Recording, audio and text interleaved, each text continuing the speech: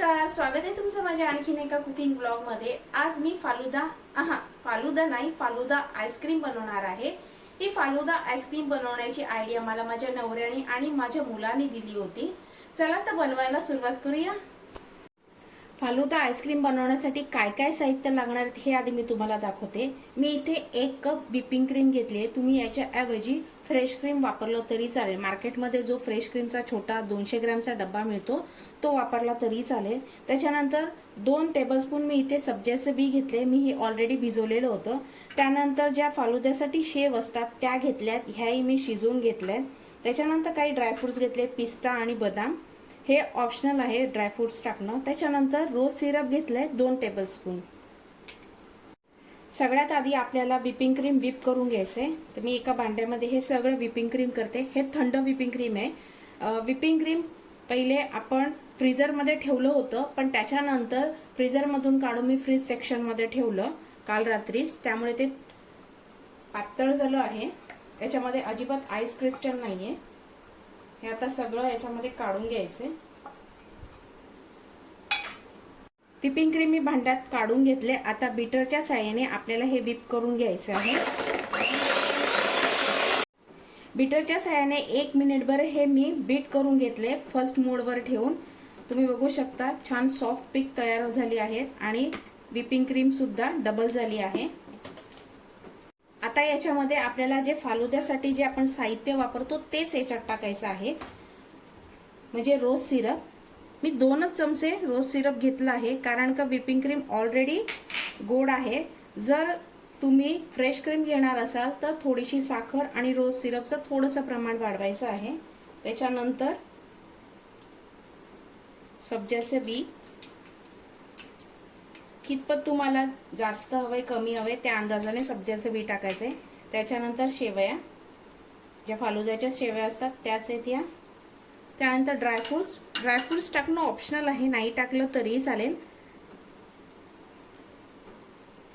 पिस्ता टाकले, त्याच्यानंतर बदाम थोडेसे। आता हे पहिले स्पॅच्युलानी मिक्स करून घेऊया। रोज सिरपमुळे छान गुलाबीसर रंग आला याला। सगळे साहित्य टाकून घेतले, स्पॅच्युलाने मिक्स करून घेतले। आता एक अर्धा मिनिट आपण हे परत बीट करून घ्यायचं, म्हणजे सगळे साहित्य छान मिक्स होतील। मी बीट करताना याच्यामध्ये आणखीन 1 टेबलस्पून रोज सिरप टाकलं होतं। तुम्ही बघू शकता छान रंग आलाय।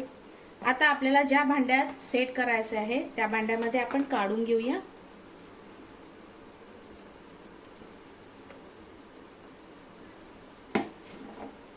मी मिश्रण या डब्यामध्ये काढून घेतलं आहे आईस्क्रीमचं। त्याच्यानंतर माझ्याकडे हे पेपर ग्लास होते, त्याच्यामध्ये मी हे थोडंसं टाकून घेतलेत।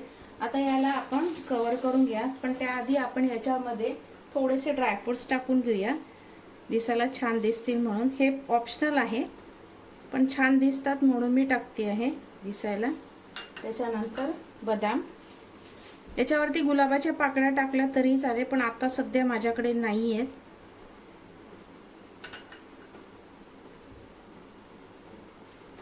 आता याच्यावरती ॲल्युमिनियम फॉईल किंवा तुमच्याकडे क्लीन फिल्म असेल ती लावली तरी चालेल, किंवा प्लास्टिक लावलं तरीही चालेल, म्हणजे याच्यावरती आईस क्रिस्टल जमा होणार नाही।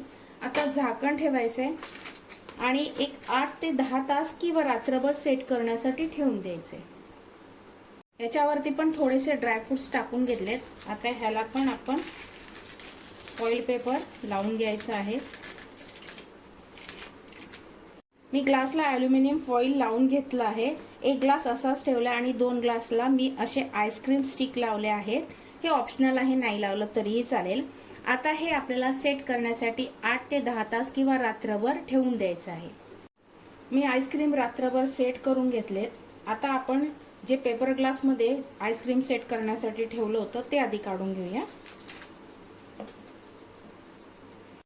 हे पेपर ग्लासमध्ये आपण जे आईस्क्रीम सेट करण्यासाठी ठेवलं होतं तर त्याचा हा पेपर ग्लास आपण कट करून घेऊया, म्हणजे छान पद्धतीने आपलं आईस्क्रीम निघून येईल।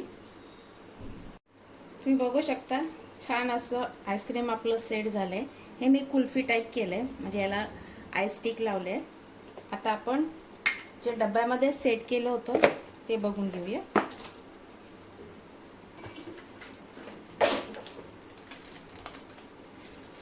वाव, मस्त छान असा लाईट पिंक कलर आला आहे. ह्यातलं पण आईस्क्रीम आपण काढून घेऊया. मी हे स्कूपर घेतलं, ते थोडंसं पाण्यामध्ये डीप करून घेतलं. तुम्ही बघू शकता छान स्मूथ झालं आहे, अजिबात आईस क्रिस्टल त्याच्यावरती नाही आहे. आता आपण काढून घेऊया. छान असं स्मूथ निघतंय.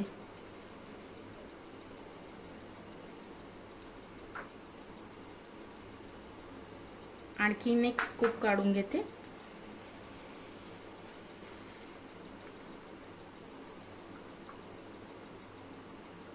मस्त. मी आईस्क्रीम काढून घेतले आणि थोडेसे ड्रायफ्रूट्स आणि रोज पेटल वरतून डेकोरेशनसाठी टाकलेत. खूप छान दिसत आहे. तुम्ही हे घरी एकदा नक्की ट्राय करा आणि कसे झाले मला कमेंट बॉक्समध्ये नक्की सांगा. मस्त असं फालुदा आईस्क्रीम बनवून तयार आहे. खूप सुरेख दिसत आहे आणि खायलाही खूप टेस्टी लागतं.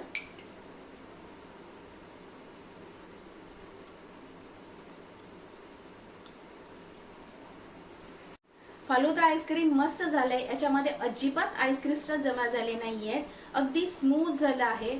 तुम्ही हे घरी एकदा नक्की ट्राय करा. एक वेगळ्या प्रकारचं आईस्क्रीम म्हणून करून बघा. मला खात्री आहे की हे आईस्क्रीम तुम्हाला नक्की आवडेल. जर तुम्हाला माझे कुकिंग ब्लॉग आवडत असतील तर लाईक नक्की करा. पुन्हा भेटूया अशा छानशा कुकिंग ब्लॉग बरोबर. तोपर्यंत धन्यवाद.